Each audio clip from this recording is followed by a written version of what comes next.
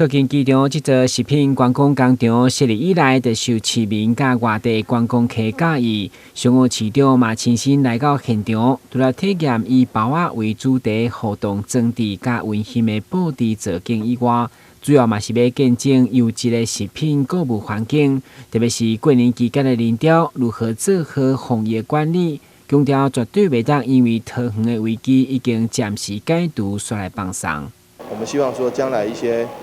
吃东西的地方，都希望说能够做好这个食品的安全卫生管理，最重要是防疫管理。所以平常食安问题我们已经很重视了，现在加上一个防疫问题，更是不能掉以轻心。所以过年的期间，台南市本来就会有蛮多的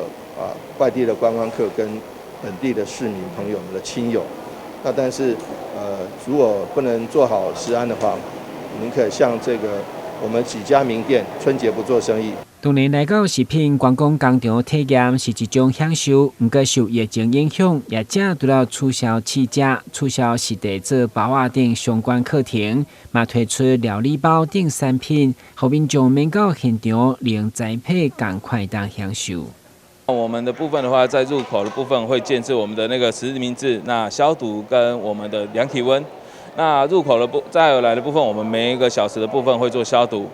那我们也宣导的同仁说，当客人的部分如果说玩得开心的时候，或是拍照的时候，把口罩拿下来的时候，随时的提醒客人说，麻烦请戴上口罩。那我们也会有温馨的小停语在每个地方。那用餐区的部分的话，我们有设立的梅花座，让客人部分用餐的时候用梅花座的形式，那减少去互相的接触，这样子。迎接过年这波人潮，不管食品安全甲防疫卫生管理，拢是一大挑战。毛市长希望以这作为各大观光工厂的模范。咱的新闻顾文吉、郭博义采访报道。